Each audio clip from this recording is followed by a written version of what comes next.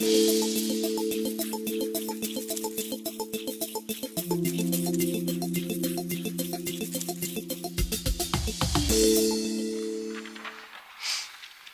going back to distinctiveness, because then I want to think about festivals themselves and how we assess them. Miller Research has got a retail distinctiveness model that we've been running for about 4 years. We've looked at about 20 towns across the UK in terms of distinctiveness, and we feel it's a very important concept. What it does basically is it can break down retail offer in a town, or for the purposes of this project, a festival, into simple, objectively accessible building blocks. So we look at very, very simple indicators, and we'll go through some of those in a minute. But just simple things like signage. There's no point in having a festival if you don't tell people about it. And I have to say, of the festivals we visited in the last few months, so often you can be within like half a mile of the venue, and you're really asking yourself, have I come on the wrong day? Because there just aren't any signs. It may be a Welsh thing. Again, I remember when I first came to Wales, I went up into the valleys, and I just got lost all the time because there aren't any signs. And eventually I kind of mentioned it to somebody, and they said, well, everybody knows where it is, so... Yeah, it's fine. If you live there, it's great. You know where things are. In one of the workshops next, if you're doing the one around town, we're going to have a look at this, about how you see your town objectively. We all know the back routes to our towns. We know the failings. We know how to get around them. If you're new on the street, it would be really nice to be told that there is a food festival, it is the right day, and you can go this way to park your car. That would be fantastic. Once you're in the town as well, it's also quite helpful if there's some basic information about kind of festival this way, toilets that way, just that kind of thing. Most festivals are pretty good at that, I have to say. Marketing, again, that's for producers. It's also for consumers, just to let them know that things are happening and what's going on. So they've got a realistic expectation of when to arrive, how long they're going to be there, stuff like that. We also look at some of the kind of we then look at kind of the site itself. We look at it in terms of the venue, the setting of that venue, and the kind of context. It's very important. When we did our original kind of town model for distinctiveness, we started off by going to a couple of big urban centres. We interviewed 500 people on the street and said, think of a market town that you know. Tell us what you like about it and why you go there. And people come back with some really nice indicators, but a lot of that is around kind of the kind of feel of the place, the context. Can you see kind of, nice coastline or nice hills, behind the shops and around the streets and stuff like that. So the kind of context and the setting of the venue is very, very important. Navigability as well. People need to be able to know that they can get around the festival. They need to know which way to go in the festival. We were in one the other day where there was a lovely seaside setting, and all the stalls had been arranged parallel to the seafront, as it were, in a car park. And it was just completely blocking off the view of the whole seaside bit. And we had very long, kind of bland corridors. It would have been so easy to turn those stalls around and just have short, navigable kind of passageways with a perfect view of, this fantastic coastal scenery. And that was just a bit of a missed opportunity. It's not really a criticism, but it was a very, very good festival. But just things like that, the kind of navigability and making the best use of your setting. Attractiveness of the stalls, and I think in Winford's film, there's some very attractive stalls there. People like things to look nice. They don't want them to look like the kind of knicker stall in Newcastle. Range and nature of goods is very important. People want to see food, and they want to see local food. As Winford said, we don't really want to go and see a village fete with a couple of food stalls and call it a food festival. It's not fair on the customer. It's not fair on the producers. In line with our sustainability requirements, we also look at waste management. It's not difficult. Well, I'm sure it is very difficult, but it has to be done to put in recycling bins as well as just rubbish bins. One festival I went to was great. They said, we've sorted out waste management and recycling. Everyone has to take everything home.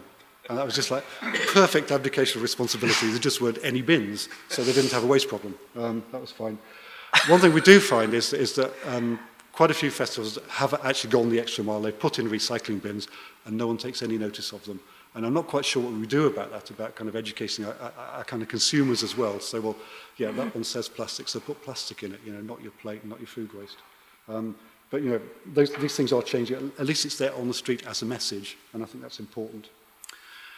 Added value as well, then we look at kind of things like community links. Is there a sense of festival around the town? I think one of the great things about Abergavenny is you come into town, tomorrow you go up the high street, there is a festival on, there's no escaping it, and the whole community gets involved. And I know one of the things I really liked was, I think it was Owen mentioned a couple of years ago, about the community getting involved in kind of separate, unlinked events like community cook-offs and kind of competitions between two streets, and they kind of I can't remember how it works. You cook a dish and you, yeah, fantastic. Which is really nice because that, you know, there's no gain to the food festival. That's a pure kind of community benefit, and that's a really nice kind of spin-off. What are we doing for time? 22 minutes past. Okay, right, I'm going to rush through some of these now then. Just go through a few images then. These are just thinking about kind of signage. Big variety of signs there. Some of them really nice and kind of a very National Trust kind of chalk and stuff like that. Some a little bit more kind of community and things, but at least you know it's today and it's this way, which is great. But you know, just some images there for signage. Stalls, again, it gives a nice kind of overall image, you know, without being cloned. When you've got nice stalls and they're nicely laid out, they don't have to be mega expensive. But even just kind of when you're in a fairly indistinct kind of marquee effect, just having tablecloths and things that are reasonably uniform, it can kind of make it look quite attractive. The layout of stalls there, there's plenty of space to walk around, which is quite nice. It's getting the spacing right so there's a good buzz, but you can still get around. And yeah, there's some issues there in some places. Content of stalls. There's just some amazingly attractive foodstuffs out there, and people are very good at presenting it in a lot of cases, and that's really nice. And I think it's just brilliant to be able to see these things, and you know, every festival you go to, there's some very imaginative presentation of food on them, which is great. Chef Dems, again, feature of so many food festivals these days, and as they should be. And again, some really good examples there of kind of use of local food, use of international food, and kind of really starting to help people to use the food that they're buying there and to do things with it. And just really nice to see.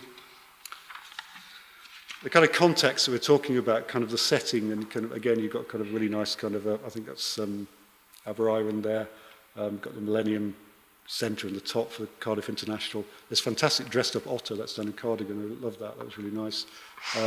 Things like cider press down at Truro, actually, Kate's here. And then the National Gardens down there at the top. Lots of different settings, but just thinking about how those festivals sit within those contexts and make the best use of the kind of backdrop they've got and get the best out of it is quite important. Added value is a winner. It's amazing how many eccentrics food festivals can bring out.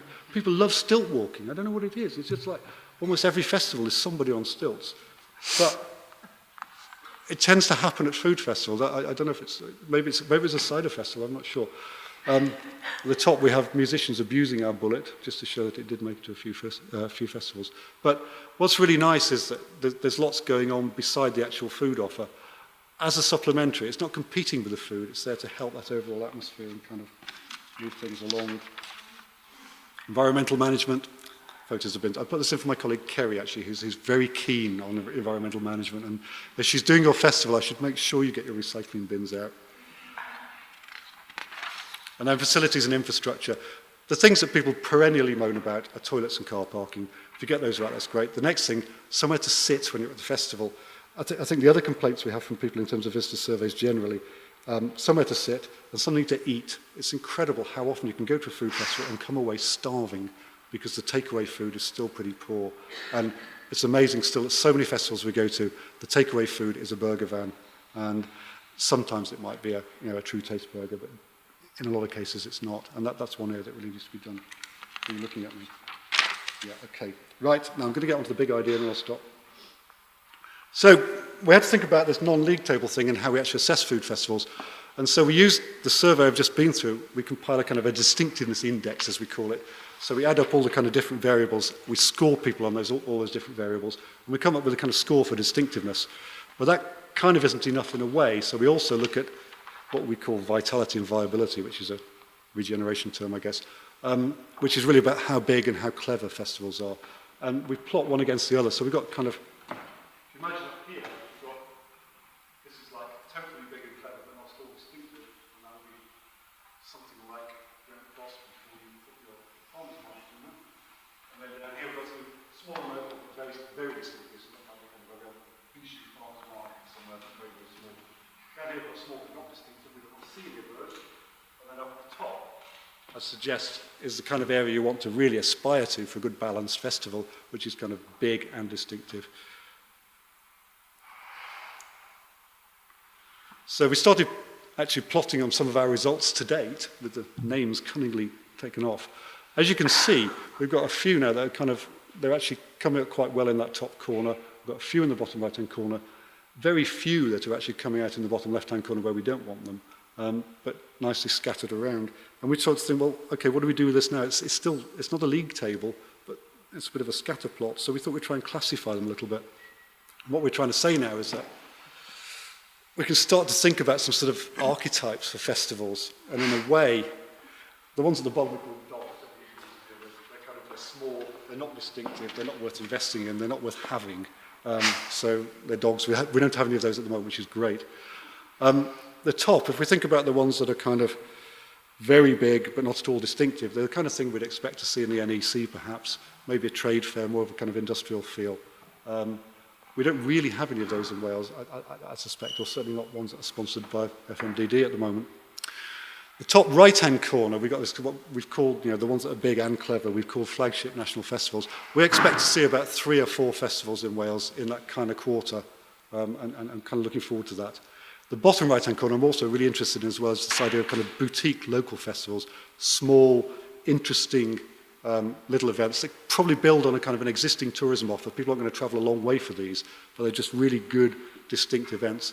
And then in the middle, we've got the sub-regional community festivals, the main mass of festivals, which most of us go to. The main thing for that group is to make sure you distance yourself adequately from your neighbour. I'm being really stared at here. What we don't want to do there is to find that you're competing very closely on that scatterground with somebody just up the road. And so what we need to do, what I hope we'll do, is to say that our model, what we've done, is to create a kind of toolkit, if you like. You can go back through, say, okay, you kind of scored this much on our kind of distinctiveness index. You can go back through the scores and think about the areas that you could improve upon to distance yourself from your neighbour, to make yourself more competitive. And you can start to use this as a kind of planning tool, and that's how we'd like to see it used. Finally then, just in terms of our work, results are out next spring. We're finishing in March of 2011. We'll be looking at the overall economic impact, which is obviously very important. But we hope that the work we're doing will not just kind of, it won't be a critique, it'll also help to kind of guide future development and provide this kind of toolkit. I also hope very much it'll be of support for WAG in their decision making, because otherwise we'll be out of a job as well. But also I think that once those reports, individual food festival reports are in place as well, I hope that they'll be useful to festivals in terms of their funding applications, not just to WAG, but to other people, to private sponsors, to local businesses, and to other sources of funding, so that food festivals can become more sustainable. And that's about all I've got to say. Thank you very much.